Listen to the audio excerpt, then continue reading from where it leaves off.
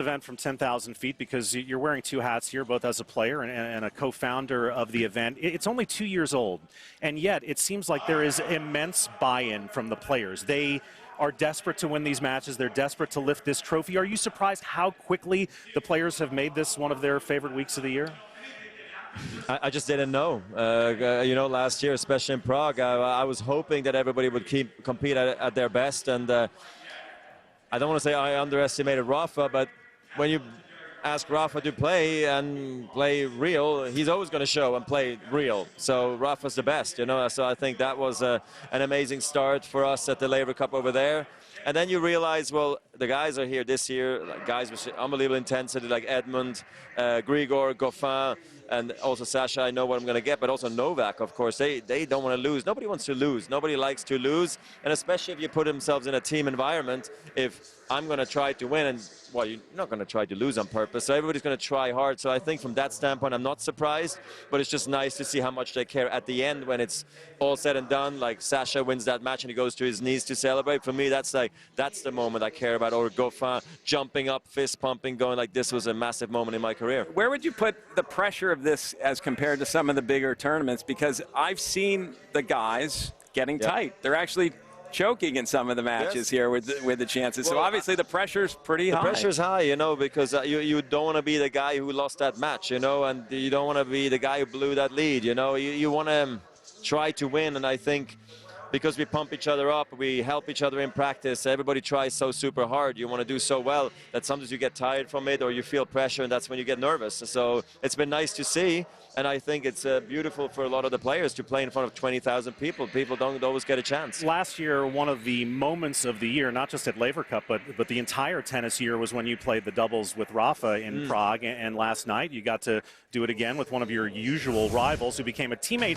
It's not often we see Roger Federer with an awkward moment on a tennis court. What happened? What happened? There, Novak, that was his mistake. Yeah, well, clearly. He caught that forehand so late. I don't know what he was doing, but do you think he only saw me at that point. He was like, I'm going for Roger. Yeah, he got me good.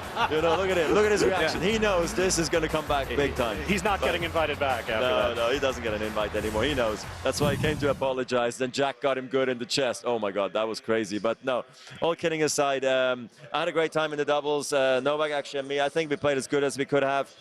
Indoor doubles against Jack Sock, you know, and Kevin Anderson is always going to be difficult. So I think we were actually pretty happy how we played. We were disappointed we couldn't add an extra point for the team.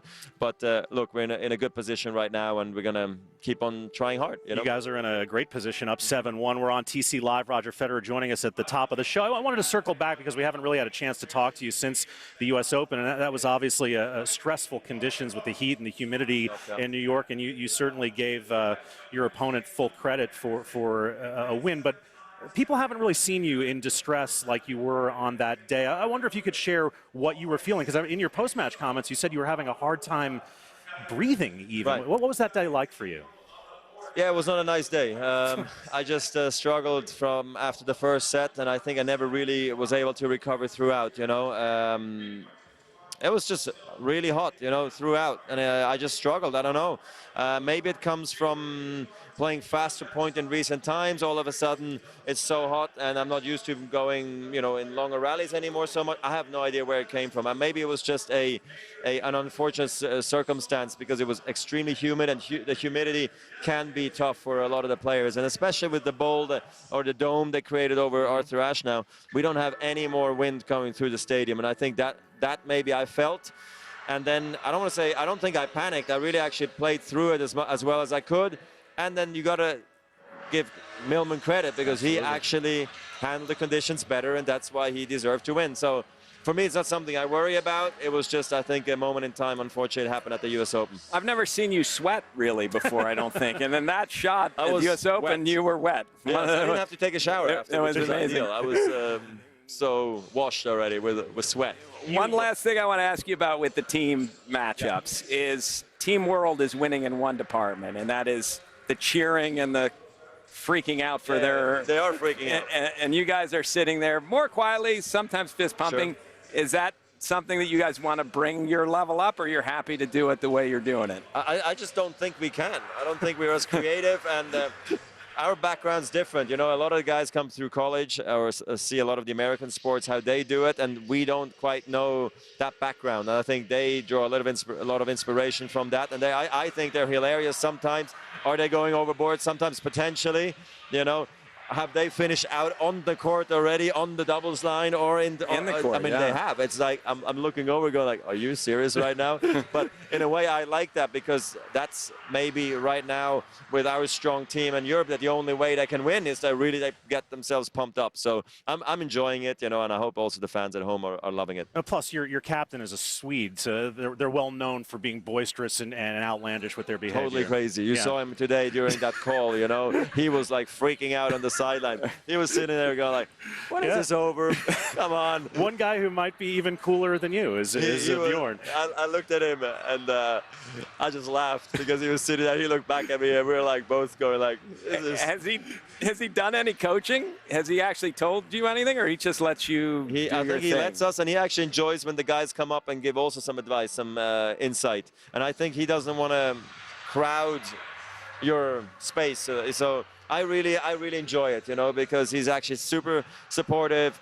He's peaceful, but he's there always, you know, the shine in his eye. You know, he wants you to do well. And for me, when I was, you know, giving him high fives during the match today, I was thinking to myself, this is so cool to have Bjorn Borg, you know, cheering you on. It's a true inspiration and a motivation. You've had a lot of great team experiences in tennis, obviously winning the Davis Cup with Stan and your teammates there. You've played Hopman Cup and other things.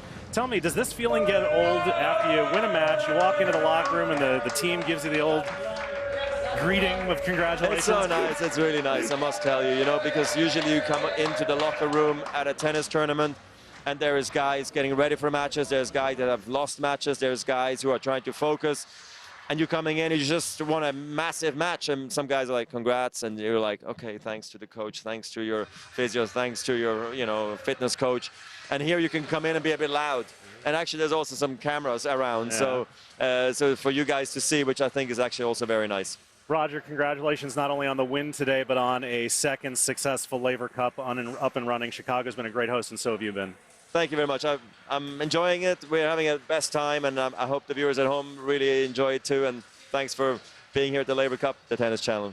I appreciate all you do for tennis. Thank you. Right back at you, Roger. Roger Federer, a win today, is on the way to bringing Team Europe another Laver Cup victory. The hugs never get old. Back with more on TC Live on a Saturday night in Chicago right after this.